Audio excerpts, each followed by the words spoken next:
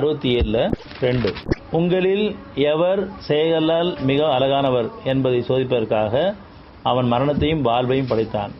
மேலும் அவன் மிகைத்தவன் மன்னிப்பவன். செயல்பாடு 2 செயல்பாடு இருக்குது. ஒன்று அவசரத்தில் செயல்படுறது இருக்குது, பொறுமையில் செயல்படுறது இருக்குது. பொறுமையில் அல்லாவுடைய ஞானங்களுக்கு கூட செயல்படுற செயல்பாடு. அவசரமாக சாப்பிட்றதும் இருக்குது, பொறுமையாக சாப்பிட்றதும் இருக்குது.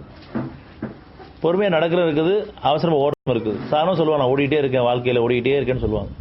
ஓடுறதுக்காக கால் கொடுக்கப்படல, நடக்கிறதுக்காக. அந்த நடையிலையும் அவசரம் வேண்டாம், பொறுமை வேணும். அதனால் எல்லா வகையிலையும் பொறுமையோடு செயல்பட்டுன்னு சொன்னால் அது அழகான செயலாக இருக்குது.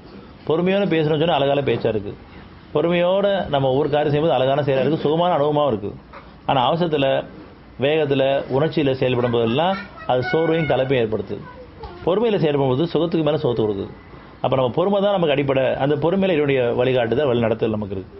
உங்களில் எவர் செயலால் மிக அழகானவர் என்பதை சோதிப்பதற்காக நல்ல செயல் வேணும்னு சொன்னால் பொறுமை தான்.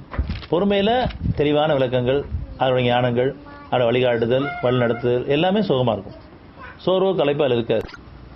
சாப்பிட்றதே ஒரு பெரும் போராட்டமாக இருக்குது. சார் அவசரமாக சாப்பிடணும் காரணமாக நமக்கு தான் சாப்பிட்றோம், அவசரமாக சாப்பிட்றோம், வேர்த்து விறுத்து போயிடுது. அதுக்கு நம்ம தத்துவத்தில் என்ன சொல்லுவோம்னு சொன்னால் உண்ட மயக்கம் தொண்டனுக்கு உண்டுன்னு சொல்லுவோம். சத்தியம் என்ன சொல்லுதுன்னு சொன்னால் சோறு கலைப்பு தீங்கிறதுக்கு தான் உணவு. ஆனால் சோறு கலைப்பு வருதுன்னு சொன்னால் நம்ம அவசரமாக சாப்பிட்ருக்கோம், இருவுடைய நேர் இல்லாமல் சாப்பிட்ருக்கோம். இப்படி ஒவ்வொரு காரியமும் அவசரத்தில் செய்யும்போது, உணர்ச்சியில் செய்யும்போது சோர்வும் கலைப்பும் தான். அமைதியிலையும் பொறுமையிலையும் செய்யும்போது சுகத்துக்கு மேலே சுகம். அப்போ நமக்கு அடிப்படை தேவை அமைதி, பொறுமை. அந்த அமைதியும் பொறுமை இறைவன் கேட்டோம்னு சொன்னால் பாக்கியமுள்ள வாழ்க்கை நம்ம இருக்கிறோம்.